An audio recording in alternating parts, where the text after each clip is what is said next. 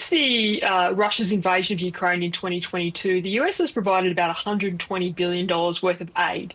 And about 60 billion of that has been military aid. And the announcement today looks like it is military aid that is going to be ceased.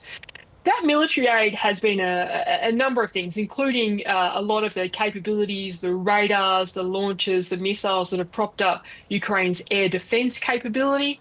Also, the tanks, the ground maneuver capability. So it actually has been quite significant in terms of the weaponry and the vehicles that have been provided to Ukraine to provide defense. So stopping this aid will be quite a challenge for Ukraine.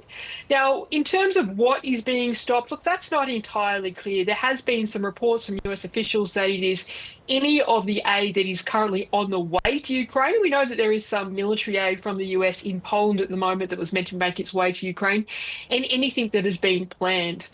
Now, Trump has often said that that the US is the biggest aid support to Ukraine, has been since the beginning of the war. He said that they've provided between 300 and 350 billion US dollars. That's not actually true, but the US has still provided that significant aid. Now, in terms of the greatest provider, Europe as a whole is actually the greatest provider of aid to Ukraine, and they've provided about 49% of the aid to Ukraine since 2022. The US is about 42%. But we shouldn't underestimate the impact that pausing a lot of these key capabilities, as I mentioned, that Ukraine has been using for things like air defense, will have on their ability to continue to fight through.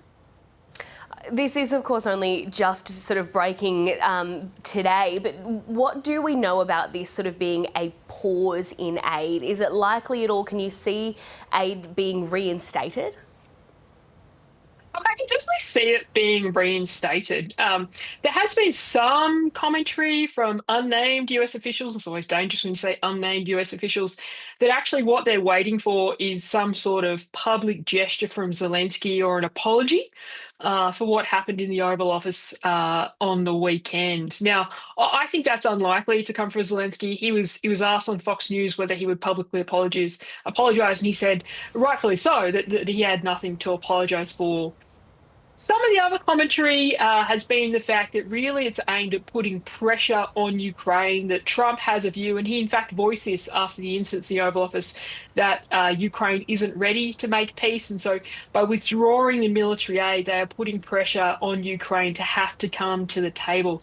So I struggle to see at the moment that this is going to be a long-standing reduction or cessation of US military aid to Ukraine, but certainly it is putting pressure at the moment. It's also putting pressure on Europe to step up. And we did see, before kind of the dramatic events of the last week, we did see a few weeks ago now at the NATO special meeting where the US Secretary of Defense, Pete Hegseth, said that Europe really needed to step up and provide conventional defense for Europe in itself. And so we did see over the weekend an emergency security summit in London where Keir Starmer has been talking about, so the Prime Minister of the UK has been talking about this idea of the coalition of the willing and looking to provide some sort of security guarantee to Ukraine, which has been a key requirement for Ukraine in terms of their must-haves for the peace negotiations, a security guarantee that doesn't involve NATO and doesn't involve the US. So I think partially this aid is also putting pressure on the Europe to step up and support.